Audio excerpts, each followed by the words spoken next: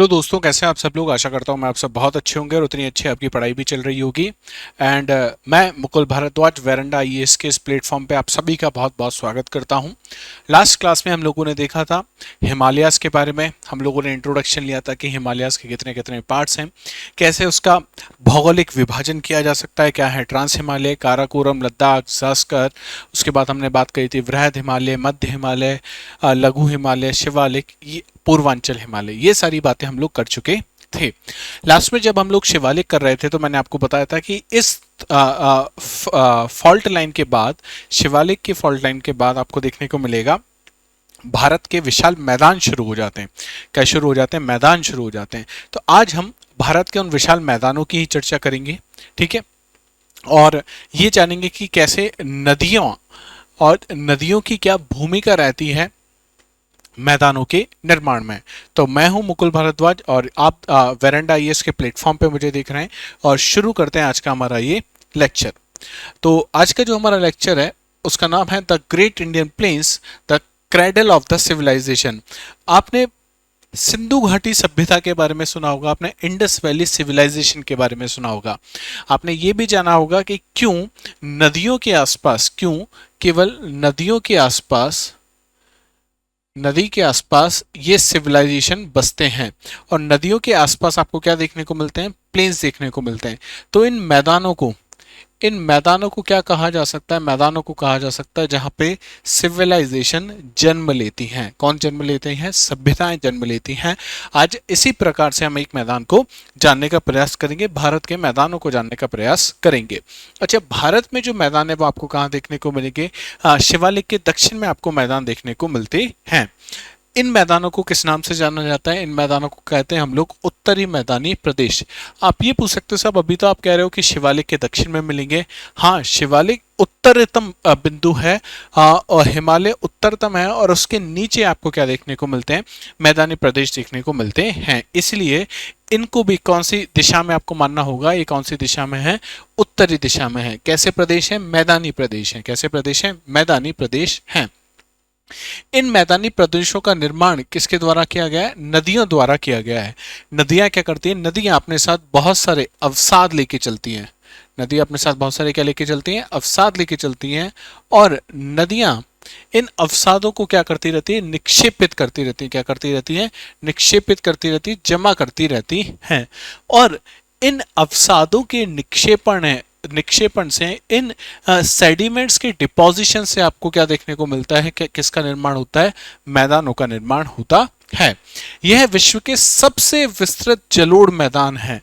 आपने सुना होगा ना, हम लोग जलोढ़ मृदा कहते हैं। और जलोढ़ मृदा कहाँ पे मिलेगी आपको? हमेशा नदियों के आसपास वाला जो इलाका होता है वहां पे आपको कौन सी मृदा देखने को मिलती है? जलोढ़ मृदा देखने को मिलती है। एलुवियल सॉइल देखने को मिलता है। भारत के जो मैदान है, विशाल मैदान, उत्तरी मैदान जो है भारत के, ये विश्व के सबसे विस्तृत जलोढ़ मैदान है। आपको जान के आश्चर्य होगा कि हमारे पास जितनी जलोढ़ मिट्टी है वो विश्व में कहीं नहीं मिलती। जितनी उपजाऊ हमारी मृदा है उतनी उपजाऊ मृदा कहीं की नहीं है। ये बात आप ध्यान रखिएगा। भारत का यह नवीनतम प्रदेश है। भारत का यह नवीनतम प्रदेश है। अब ये थोड़ा सा इंपॉर्टेंट है, इसको समझने की कोशिश करना। हम इस मैदान को कह रहे हैं कि ये भारत का कैसा प्रदेश है? नवीनतम प्रदेश है। कैसा प्रदेश है? नवीनतम प्रदेश है। लेकिन इससे पहले जब हमने हिमालय पढ़ा था तभी मैंने आपको बताया था कि ये हिमालय कैसा है? नवीन वलित पर्वत है। और ये भी नवीनतम प्रदेश है। तो ऐसा कैसे हो सकता है? अभी हमने देखा कि हिमालय के ऊपर बहुत सारे क्या है? हिमनद हैं। और हिमनदों से किसका निर्माण होता है? नदियों का उद्गम क्षेत्र आपको देखने को मिलेगा। और नदियां अपने साथ क्या लेके चल रही हैं? नदियां अपने साथ लेके चल रही हैं अवसाद।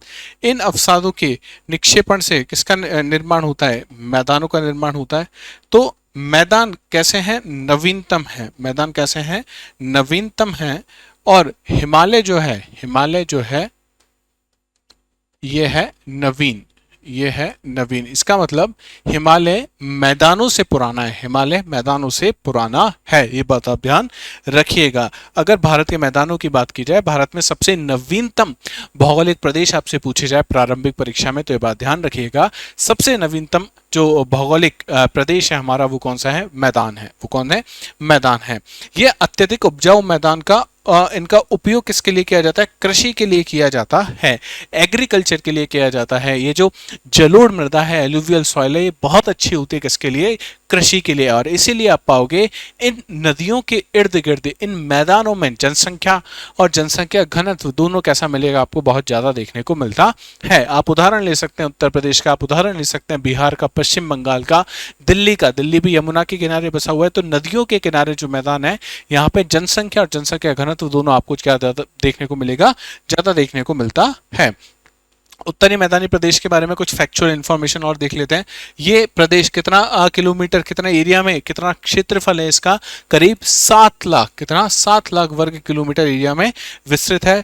और इसकी चौड़ाई लगभग 240 से 320 किलोमीटर के आसपास आपको देखने को मिलती है। ठीक है, तो इसकी चौड़ाई अगर आप देखोगे तो ये है 240 से 320 किलोमीटर के आसपास आपको देखने को मिलती है। और ये पूरा एरिया करीब 7 लाख किलोमीटर स्क्वायर में विस्तृत है। अच्छा, अगर आपसे पूछा जाए कि जलोढ़ मृदा कहां तक आपको देखने को मिलेगी इन मैदानों में, तो इसका जमाव, मृदा का जमाव कितना? करीब 2 किलोमीटर तक, या मैं कहूं 2000 मीटर तक आपको इसका जमाव देखने को मिलता है। ये मैदान है। मैदान की परिभाषा ही क्या होती है? मैदान समतल होते हैं। अब समतल का मतलब आप ऐसे मत समझ लीजिएगा एकदम कागज जैसे होते, नहीं, इसमें ढलान बहुत कम होता है, स्लोप जो होता है वो बहुत कम होता है। अगर स्लोप 0 हो जाएगा तब तो क्या होगा? नदियां बह ही नहीं पाएंगी। भाई नदियों को बहने के लिए भी तो स्लोप चाहिए ना कुछ, तो बहुत कम मात्रा में स्लोप आपको यहाँ पे देखने को मिलेगा। इसलिए हम कह रहे हैं कि ये समतल मैदान है जिनका ढाल कैसा है? मंद है। ढाल मंद है, ढाल 0 नहीं है, बात आपको ध्यान रखनी होगी। इनको कितने भागों में विभाजित किया जा सकता है? 4 भागों में विभाजित किया जा सकता है। अलग अलग किताबें अलग अलग तरीके से विभाजित कर सकते हैं, किसी भी तरीके से आप इसका विभाजन ले सकते हो। अपन लोग किस तरीके से विभाजित कर रहे हैं इसको? 4 भाग कौन कौन से हैं? पहला, राजस्थान के मैदान, सतलज के मैदान, गंगा के मैदान और ब्रह्मपुत्र के मैदान। बहुत जगह आपको इस तरीके से भी देखने को मिल सकता है कि सिंधु के मैदान, गंगा के मैदान और ब्रह्मपुत्र के मैदान, वो भी एकदम सही है। हमने यहाँ पे राजस्थान और सतलज के मैदान अलग अलग ले लिए हैं। अगर आगे जाके हम देखेंगे कि दोनों एक में भी आप इसको ले सकते हो, जिसको आप कंबाइंडली कह सकते हो कि सिंधु नदी के मैदान है। दूसरा गंगा के मैदान और तीसरा ब्रह्मपुत्र के मैदान। क्यों यही विभाजित हुआ? क्योंकि भारत में अगर प्रमुख नदी तंत्रों की बात करोगे तो कितने नदी तंत्र हमारे पास मुख्य रूप से 3 नदियां मिलेंगी आपको। एक तो है सिंधु नदी, दूसरी है गंगा नदी और तीसरी है ब्रह्मपुत्र नदी। प्रमुख जो नदियां हैं, बड़ी जो नदियां हैं, वो आपको ये देखने को मिलती हैं। इन नदियों में क्या है? इन नदियों के पास अवसाद है। नदियों के पास क्या है? अवसाद है। अच्छा, इसी बात से मैं आपको ये भी चीज बताने की कोशिश कर रहा हूं यहाँ पे कि मैंने क्यों केवल उत्तर भारत की नदियां ली है, क्योंकि इन नदियों के पास अवसाद की जो मात्रा है वो बहुत ज्यादा आपको देखने को मिलेगी। क्यों? क्योंकि इनका उद्गम क्षेत्र आपको कहाँ देखने को मिलेगा? हिमालय में देखने को मिलेगा। और हिमालय चूंकि नवीन वलित पर्वत है, इनका इरोजन आसानी से ये नदियां कर देती हैं। तो नदियों के पास अवसादों की संख्या क्या है? बहुत ज्यादा है। और ये अवसाद, जब नदियां इन अवसादों का क्या करती है? निक्षेपण करती हैं, इनको डिपॉजिट करती हैं। इस निक्षेपण से किसका निर्माण होता है? मैदानों का निर्माण होता है। इसलिए हमने केवल इन्हीं नदियों से संबंधित मैदानों की चर्चा यहाँ पे की है। एक एक करके देखते हैं। सबसे पहला राजस्थान के मैदान, और चूंकि ये मैं खुद राजस्थान से हूं तो ये तो हमने बहुत अच्छे से देखे हैं। राजस्थान यह अरावली पर्वत के पश्चिम में स्थित मैदान है। अरावली राजस्थान के बिल्कुल मध्य से होकर गुजरती है। ये मानो राजस्थान है। राजस्थान को एक पतंग जैसी आकृति में आप मान सकते हो, और इसके बिल्कुल मध्य से यहाँ से क्या गुजर रही है? अरावली गुजर रही है। अरावली के पश्चिम में मैदान है। ये ध्यान रखिए, अरावली के कौन सी दिशा की हम बात कर रहे हैं? पश्चिम दिशा की हम बात कर रहे हैं, जिसका ढाल उत्तर पूर्व से दक्षिण पश्चिम की ओर है। कहां से? उत्तर पूर्व से दक्षिण पश्चिम की ओर इसका ढाल देखने को मिलेगा, स्लोप देखने को मिलेगा। तो अगर नदियां यहाँ पे बहेंगी तो कहां से बहेंगी? उत्तर पूर्व से लेकर दक्षिण पश्चिम की ओर नदियों का बहाव क्षेत्र आपको देखने को मिलेगा। यहाँ की प्रमुख नदी कौन सी है? लूनी नदी है। राजस्थान के मैदान की प्रमुख नदी कौन सी देखने को मिलेगी? आपको लूनी नदी देखने को मिलेगी। यहाँ पे अर्ध शुष्क और शुष्क परिस्थितियां आपको देखने को मिलेंगी। ये जो राजस्थान का मैदान है, आगे मैं आपको बताऊंगा, इनको दो भागों में विभाजित किया जाता है। तो एक ये वाला जो हिस्सा है, यहाँ पे अर्ध शुष्क परिस्थितियां मिलेंगी, और ये जो हिस्सा है यहाँ पे आपको शुष्क परिस्थितियां देखने को मिलती हैं। एरिड और सेमी एरिड इसे इंग्लिश में कहा जाता है। यहाँ पे बहुत सारी लवणीय झीलें मिलेंगी आपको। याद करो, लवणीय झीलें हिमालय के एक क्षेत्र में भी देखने को मिली थी, जिसे हमने कहा था वृष्टि छाया क्षेत्र। उसमें पेंगोंग सो लेक का उदाहरण हमने लिया था, मैंने आपको 3 इडियट्स वाली मूवी का एग्जांपल दिया था। तो जहां जहां पे बारिश कम होती है, वहां पे आपको कौन सी झीलें देखने को मिलती है? ज्यादातर लवणीय झीलें आपको देखने को मिलती है। सलाइन वाटर वहां पे आपको ज्यादा देखने को मिलता है। वर्षा के आधार पर इनको कितने भागों में विभाजित किया जा सकता है? राजस्थान के मैदानों को आगे चल के हम और 2 भागों में विभाजित कर सकते हैं। एक जहां पे अर्धशुष्क परिस्थितियां और दूसरा जहां पे शुष्क परिस्थितियां आपको देखने को मिलती हैं। तो राजस्थान के मैदानों को 2 भागों में विभाजित किया। पहला है राजस्थान बांगर और दूसरा है मरुस्थली। कौन कौन सा हिस्सा है? पहला है राजस्थान बांगर और दूसरा है मरुस्थली। राजस्थान बांगर की अगर अपन बात करें, यह भाग अरावली पर्वत और 25 सेंटीमीटर समवर्षा रेखा के बीच स्थित है।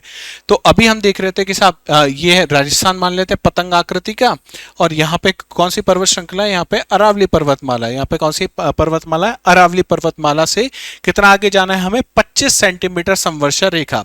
अब 25 सेंटीमीटर समवर्षा रेखा का मतलब वो रेखा है, समवर्षा रेखा उसे कहा जाता है कि वह रेखा जो उन स्थानों को जोड़ रही हो जहां पे बारिश की मात्रा समान हो। मतलब ये उन स्थानों को जोड़ा जा रहा है यहाँ पे रेखा के द्वारा कि जहां पे 25 सेंटीमीटर तक वर्षा होती है।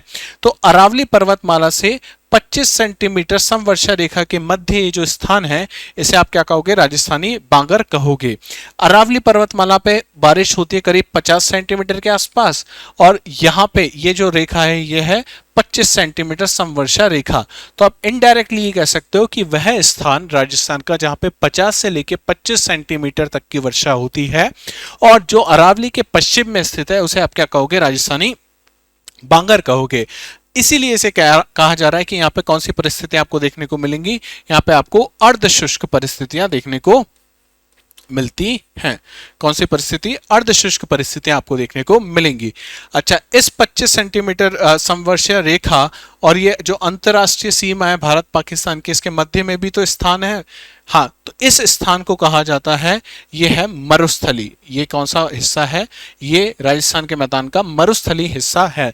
तो अरावली के पश्चिम में स्थित वह क्षेत्र जहां 25 सेंटीमीटर से कम वर्षा होती है, उसे आप क्या कहोगे? उसे आप कहोगे मरुस्थली।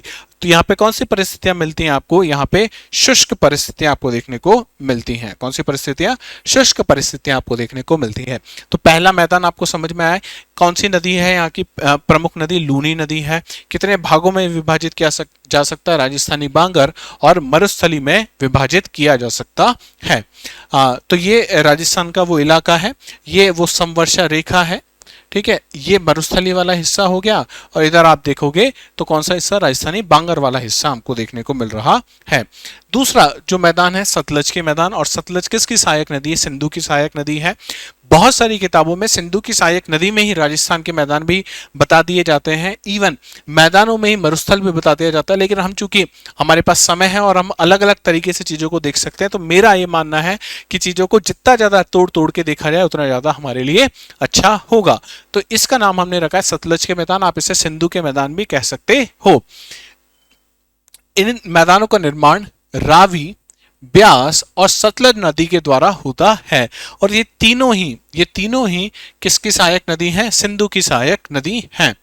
इस मैदान का ढाल भी उत्तर पूर्व से लेकर दक्षिण पश्चिम की ओर आपको देखने को मिलेगा, और ये मुख्य रूप से भारत में पंजाब और हरियाणा में स्थित है। कहाँ स्थित है?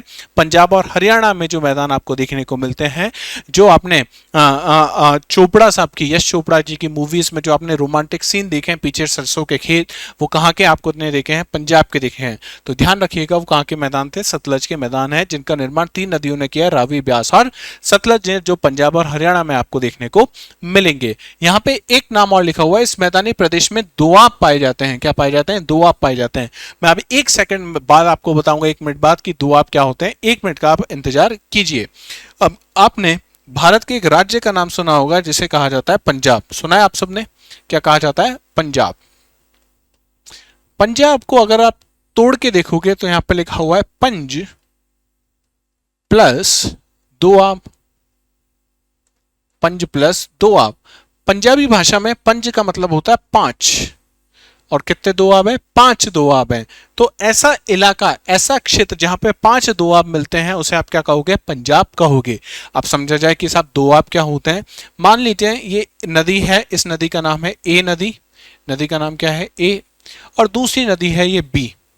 ये कौन सी नदी है? बी। इस नदी ए और नदी बी के बीच में आपको ये भूमि देखने को मिल रही है, ये स्थान देखने को मिल रहा है।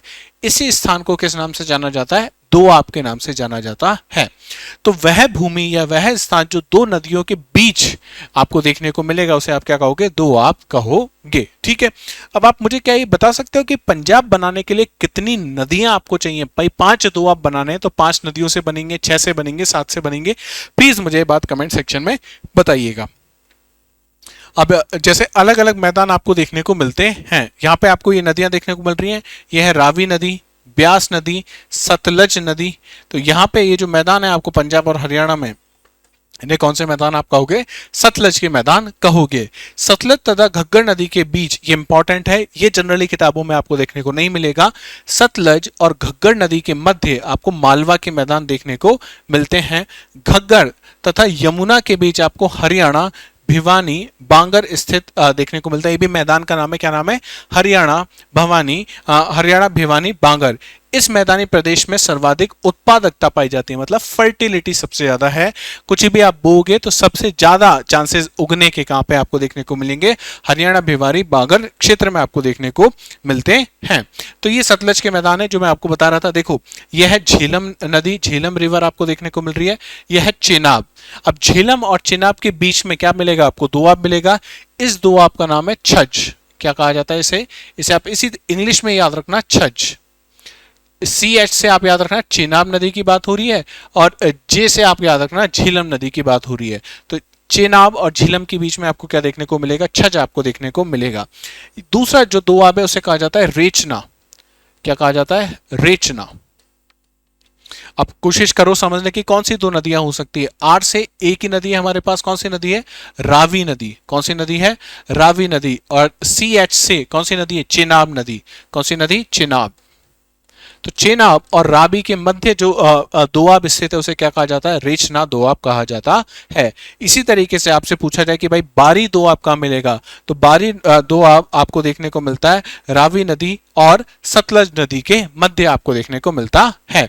तो आप मेरे को इसी तरीके से 5 दोआबों के नाम लिखे कमेंट सेक्शन में बताओगे। तो ये मुख्य रूप से पंजाब और हरियाणा में देखने को मिलेगा, और यहाँ पे उत्पादकता बहुत ज्यादा आपको देखने को मिलती है। तो इसीलिए आप देखोगे कि चावल की खेती, गेहूं की खेती, अब तो गन्ने, शुगर केन की खेती, सरसों की खेती आपको बहुत अच्छे से देखने को मिलती है इस इलाके में।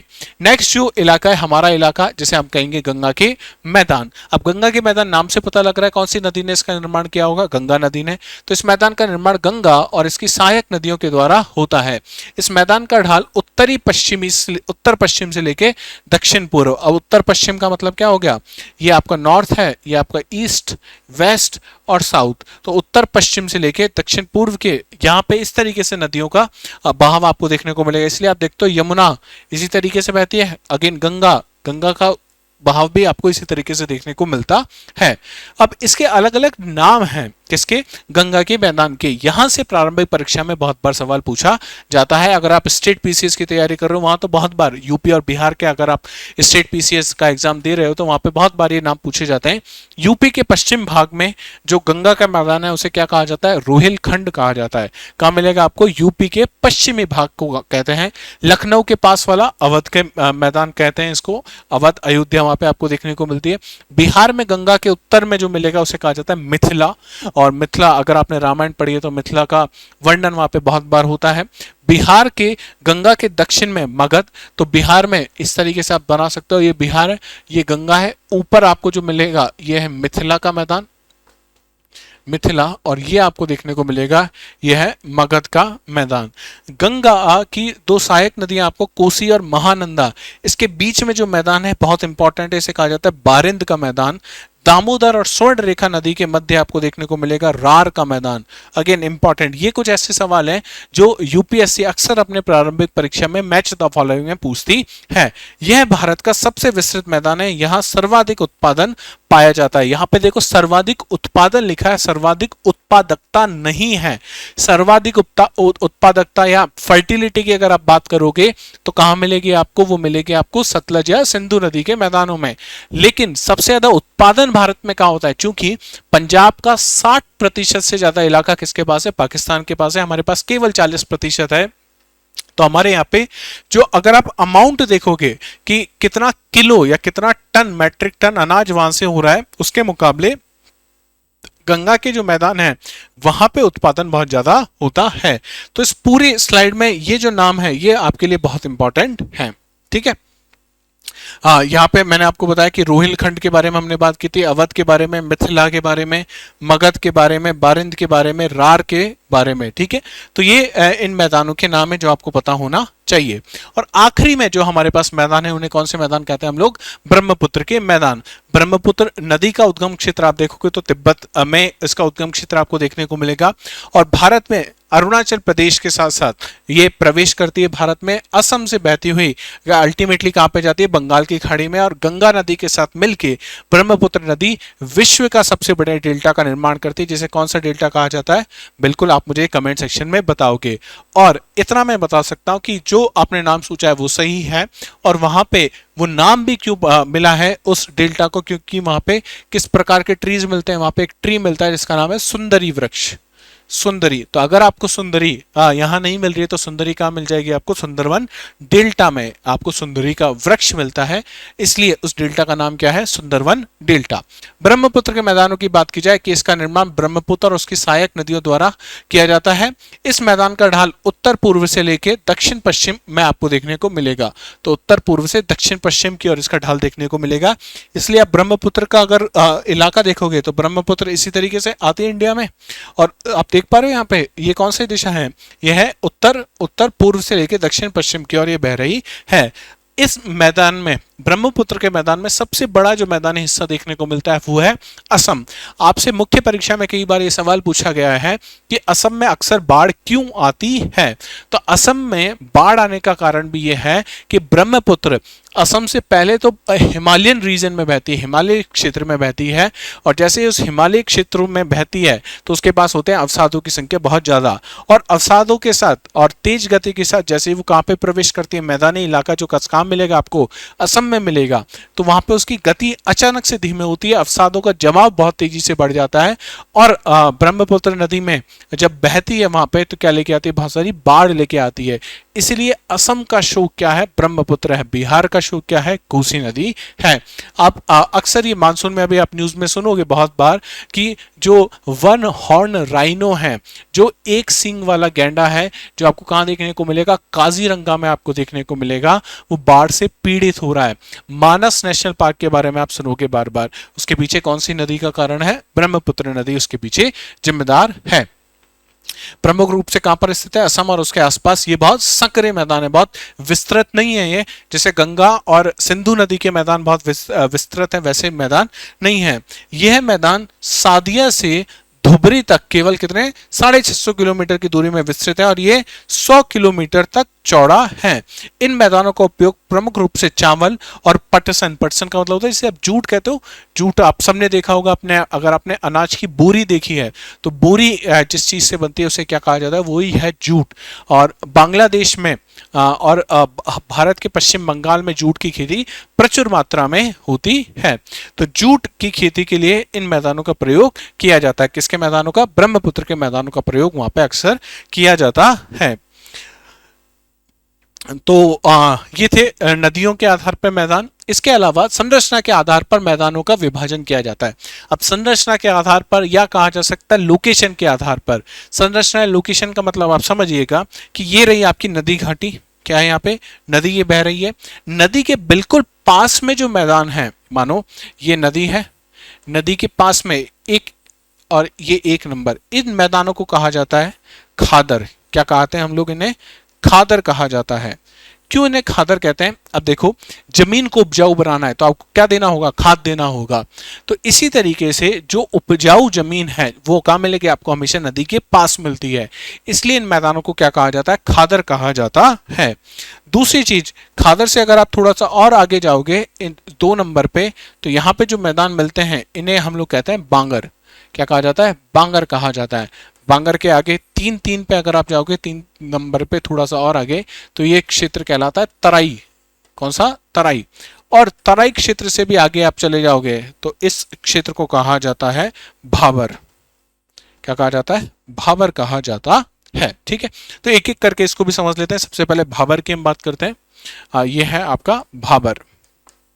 देखो, जैसे ही पहाड़ी इलाके से मैदानी इलाकों की तरफ नदी आ रही है, यहाँ पे नदी नीचे आ रही है, नदी के पास बहुत बड़े बड़े क्या है? यहाँ पे अवसाद हैं।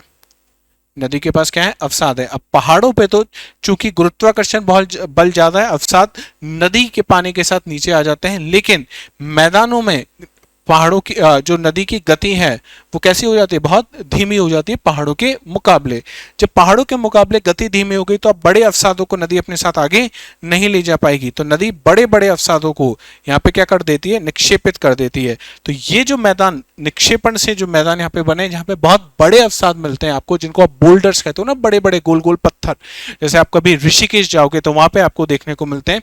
इस प्रकार के इस इलाके को हम क्या कहते हैं? भाबर कहते हैं। यहाँ पे नदियां आपको दिखेंगी नहीं। क्यों नदियां नहीं दिखती हैं आपको? क्योंकि ये बड़े बड़े पत्थरों के नीचे से क्या बह रही है? नदी बह रही है। ठीक है, ये मैदान पर्वत के पदेन क्षेत्रों में नदियों द्वारा लाए जाने वाले बड़े अवसादों से निर्मित होते हैं। तो ये इंपॉर्टेंट शब्द है यहाँ पे, बड़े अवसादों से। ये एक पट्टी के रूप में पर्वतों के पदेन क्षेत्र, एकदम पर्वत के पदेन क्षेत्र में मिल रहे हैं आपको, फुट हिल्स में मिल रहे हैं, तथा मैदान 8 से 15 किलोमीटर चौड़ाई में स्थित है। बहुत बड़े मैदान नहीं होते, छोटे से होते हैं।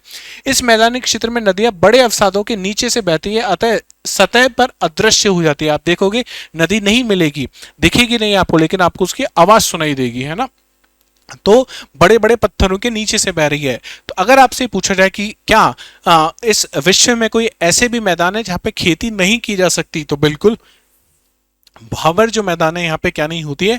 कृषि नहीं होती है, खेती नहीं होती है। भाबर से आगे आप चलोगे तो इस रीजन को हम कहते हैं तराई क्षेत्र। कौन सा क्षेत्र? तराई क्षेत्र कहा जाता है। ये भाबर के दक्षिण में करीब 15 से 30 किलोमीटर चौड़ाई में विस्तृत होते हैं, और यहाँ पे नदी पुनः आपको दिखने लगती है।